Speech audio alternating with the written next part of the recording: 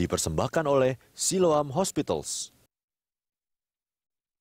Pemirsa, kembali di Health Matters masih dengan Dr. Victor Napitupulu yang membahas tema mengenai bebas dari katarak. Dokter, kita kembali membahas tema katarak nih dok. Kalau tadi dokter sebutkan bahwa akan diperlukan waktu pemulihan pasca operasi maupun persiapan-persiapan yang harus dilakukan sebelum operasi ya dok. Kira-kira apa saja nih tahapan tersebut? Biasanya untuk persiapan sebelum operasi ya, kalau dari pihak dokter biasanya memang ya tentunya ada pemeriksaan-pemeriksaan sebelum operasi.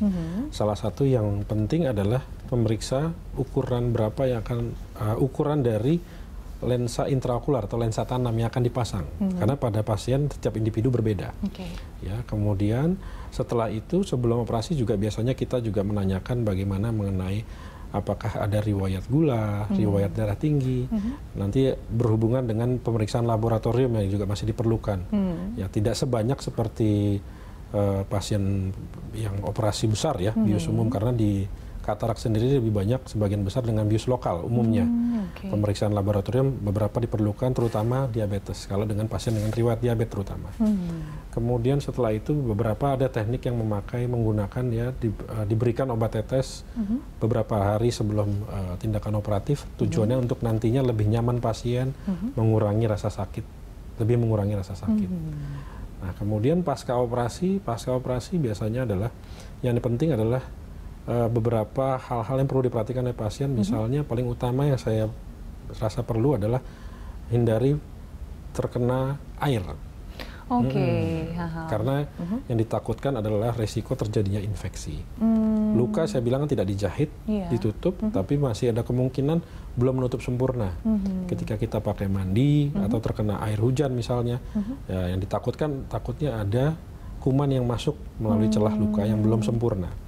Kemudian yang pasti nomor satu, yang kedua adalah benturan. Menghindari bentuk benturan.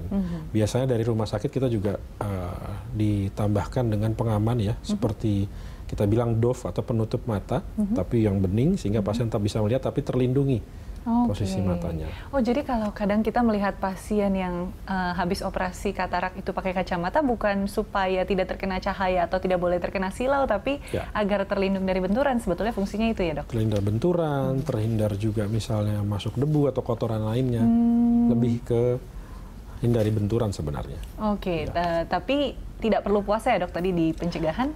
Kalau untuk, kan saya bilang tadi sebagian umum pasien dengan bius lokal. Kalau di bius lokal kita tidak perlu pakai puasa. Tapi kalau misalnya operasi katarak yang dilakukan pada bayi, pada anak-anak, tidak mungkin kooperatif, biasanya kita lakukan bius umum atau general, anestesi, sehingga diperlukan puasa sebelumnya. Baik. Nah, apakah tindakan-tindakan ini bisa menjamin penglihatan pasien bisa pulih 100%? Seperti apa tingkat keberhasilannya nih dok? Tingkat keberhasilannya saya bilang cukup tinggi. Ya. Kalau dikatakan 100%, sebenarnya sebaiknya seorang dokter tidak berani untuk ngomong 100% ya. Karena kita lihat juga kondisi pasien sebelum dioperasi seperti apa derajat kataraknya. Usia juga mempengaruhi. Semakin tinggi usianya tentu kemungkinan komplikasi operasi semakin tinggi. Dilihat lagi ada penyulit yang lain tidak. Salah satunya tadi penyakit sistemik yaitu diabetes. Nah, yang satu penting lagi adalah karena dia dilakukan biusnya lokal, adalah kooperatif dari pasien. Ya, karena pasien akan sadar, pasien bisa berbicara, tetapi memang yang kita bius hanyalah di bagian matanya saja yang dioperasi. Tapi memang ini sifatnya tindakan one time, satu kali gitu ya, tidak ada tindakan lanjutan. Artinya satu kali operasi dan pulih gitu pasiennya dok ya? Ya. Pada umumnya ketika pasien operasi berjalan dengan lancar, tindakan one time. Tapi kita lihat juga kalau tadi misalnya terjadi hal-hal komplikasi tengah operasi atau pasca operasi ya. Contohlah misalnya setelah dioperasi pasien tidak sengaja terkena benturan, kemudian lensa bergeser, tidak berada pada kantongnya tadi, tidak berada di kantongnya, agak keluar. Nah, kita lakukan tindakan operasi berikutnya, yaitu kita perbaiki lagi posisinya, kembalikan ke semula. Jadi lebih banyak memang secara umum kalau dia operasi lancar berhasil one time. Kalau kita ke fasilitas yang ada di Rumah Sakit Siloam nih dok, ada fasilitas apa saja sih yang berhubungan dengan katarak, baik dari tadi pre-operasi sampai pasca operasinya dok? Ya. Di Siloam Simatupang sendiri kita untuk pemeriksaan di poliklinik ya, di poliklinik mata cukup lengkap. Ya, kita bisa mendeteksi adanya katarak atau tidak dengan peralatan-peralatan tim mata di sana. Kita juga bisa menilai keadaan syarafnya ya, lengkap. Kemudian juga bisa dilakukan ukuran lensa sebelum operasi. Lalu ya di endingnya adalah tindakan operatif. Tindakan operatif sendiri di Siloam TB Simatupang sudah menggunakan teknik Vako. Teknik Vako, mesin Vako yang digunakan juga sudah menggunakan mesin yang terbaru, yang paling canggih menurut saya sampai saat ini ya. Jadi lebih aman, hasilnya juga lebih efisien, bahkan pengerjaan untuk katarak-katarak yang tadi saya bilang levelnya sudah matur atau matang juga masih bisa dikerjakan dengan mesin ini, dan hasilnya cukup sangat baik. Terakhir nih dok, penutup, apakah perlu dilakukan mungkin pengecekan rutin untuk mengetahui apakah sudah terkena katarak atau bisa mengantisipasi penyakit katarak ini dok? Ya, nah seperti yang saya bilang di awal bahwa katarak terjadi pada usia di atas 40 tahun ya.